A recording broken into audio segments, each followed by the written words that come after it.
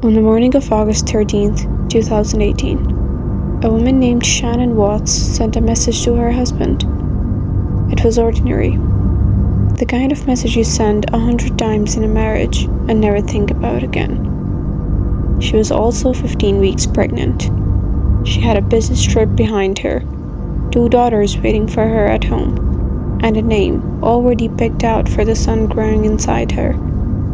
She never got a reply, because by the time most of Frederick Galadriel woke up, Shannon Watts was already gone, and so were both of her little girls.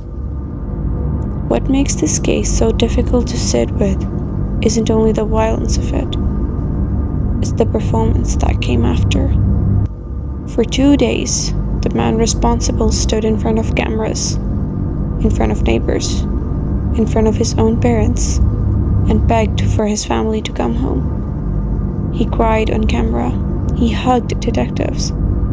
He looked, by every account, like a devastated husband. This is the story of Chris Watts, and how close an entire community came to believing him. Frederick Galadriel is the kind of suburb built for families to disappear into quietly. Wide streets and new construction. The sound of sprinklers at dawn. Chris and Shannon Watts moved into a house there that looked from the outside like the finish line of the American dream. Shannon ran a health and wellness business through social media, the kind of hustle that let her work from home while raising 2 little girls. Chris worked long shifts as an operator from Anadarko Petroleum, often out at drilling sites before sunrise. Their daughters, Bella and Calliste, were 4 and 3. By most accounts from people who knew them, they were loud, affectionate, glued to their mother, and just as attached to their father. There's home videos of Chris swinging them around the backyard, of family dinners, of ordinary domestic noise. Shannon was 15 weeks into her 3rd pregnancy. They already knew it was a boy. They'd already named him Nico. From a distance, none of it looked like the beginning of a triple homicide. But months before that August morning, cracks had already split the foundation. Chris had begun an affair with a co-worker, a woman named Nicole Gessinger, whom he'd met through work. He'd started pulling away from Shannon emotionally, quieter, more distant, spending time on his phone in another room. Later, investigators would learn that Chris had confided in Gessinger that his marriage was over, that he wanted a divorce, that he felt trapped. He had, by his own account to her, already checked out of his marriage months before he ended it with his hands instead of his words. Shannon had been away for a few days on a work trip to Arizona. She flew back into Denver in the early hours of August 13th, landing around 1:48 a.m. A friend picked her up from the airport and drove her home. By roughly 2 a.m., she was back in the house with her husband and her sleeping daughters for what would be the last few hours of her life. What happened inside that house between 2 a.m. and sunrise is something Chris Watts has now told several different versions of. To police, to a judge, to reporters, and years later, from a prison cell. In his first account, he claimed he'd woken up and caught Shannon on a baby monitor live stream, discussing their marriage with another man. He said he confronted her. He said the conversation turned into a physical fight. That Shannon, enraged, strangled their unborn son Nico in front of him. He claimed that in a blind, uncontrollable rage of his own, he then strangled Shannon on their bed. Investigators searched for any evidence of that other man, that confrontation, that struggle, and they found none of it.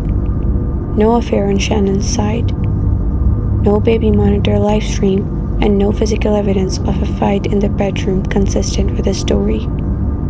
What they eventually concluded, and what prosecutors would later lay out in painstaking detail, was far colder and far more premeditated than a sudden loss of control. Chris Watts strangled his pregnant wife in their bed, deliberately, while she slept or shortly after she woke. And then he had to decide what to do about his daughters, who were still alive down the hall. This is the part of the case that even seasoned investigators have described as the hardest to process. Chris didn't panic and flee. He didn't call for help. Instead, over the space of a few hours, he made a series of calculated decisions. He wrapped Shannon's body and loaded it into the bed of his work truck. Then he went and got his daughters, Bella and Gilleste. And he drove nearly an hour out to the Survey 319 oil site, a remote drilling location where he worked, arriving before the site's early shift began. It was a place he knew intimately. The tanks, the schedule, the isolation of it. Prosecutors say that somewhere on that drive, or once he arrived, Chris made the decision that would define the rest of his life. He killed his daughters there, at the site, using the same method he'd used on their mother. He buried Shannon in a shallow, makeshift grave near one of the tanks, not deep, not far from the access road, in the ground that would be disturbed again within days. His daughters, he didn't bury at all. He opened separate oil tanks, the kind used to hold crude extracted from the wells, and submerged each girl's body in a different tank. Investigators would later have to explain, in court documents that are almost unbearable to read, that he chose separate tanks for his daughters specifically.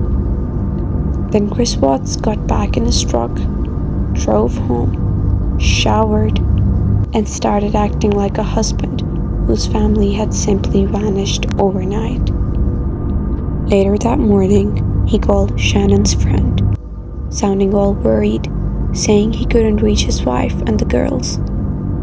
That friend, unable to shake a bad feeling, called police to check on the house. When officers arrived at the Watts' home that afternoon, Chris met them at the door, and by every account, from the responding officers, he seemed anxious, but not obviously deceptive. He let them look through the house. He answered questions.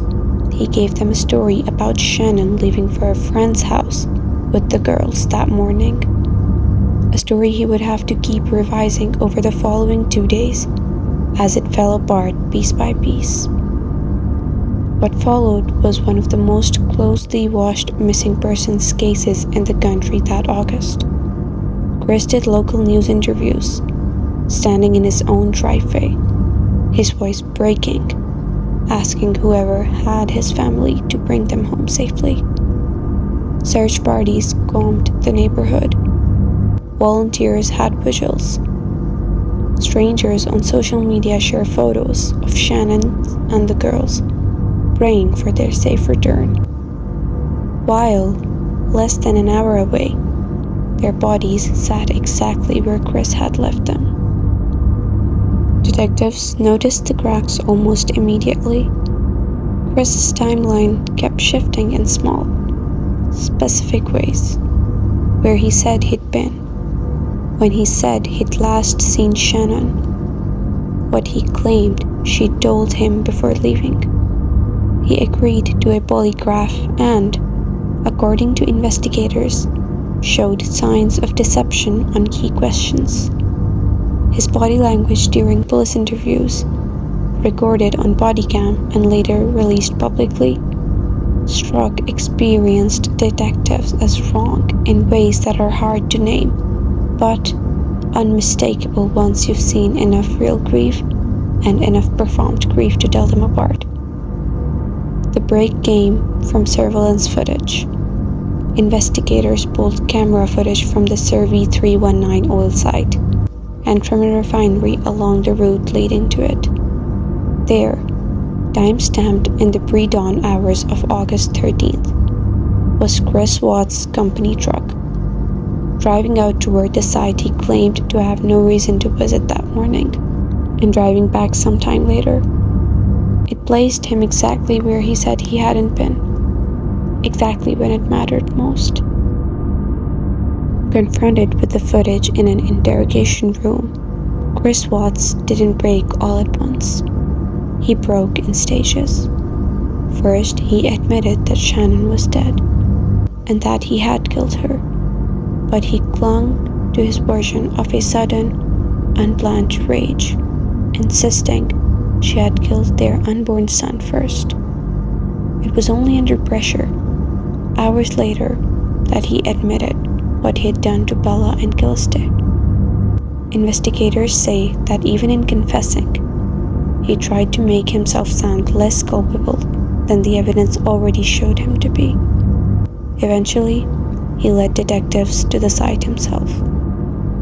What they found there is difficult to describe without it sounding almost unreal. Shannon's body in its shallow grave, close enough to the surface that it wouldn't have stayed hidden much longer, and in 2 separate oil tanks meant to hold crude, not children. The bodies of Bella and Gilste, the same 2 girls whose photos had been circulating online for 2 straight days. The same 2 girls an entire community had been praying to see come home safe.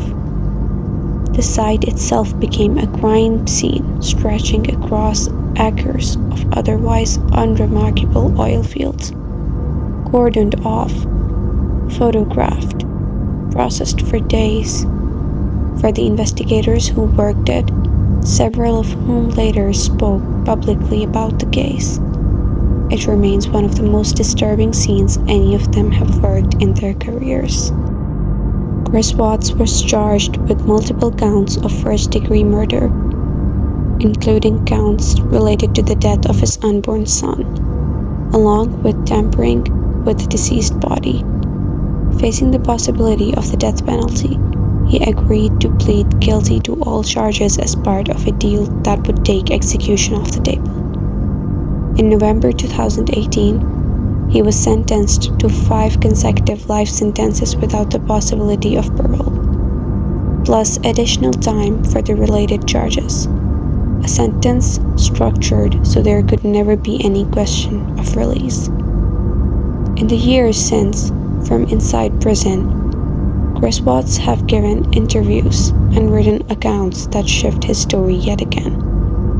His most recent version claims that he came home to find Shannon had already killed both girls, strangling them in a rage, and that he killed her afterwards in response.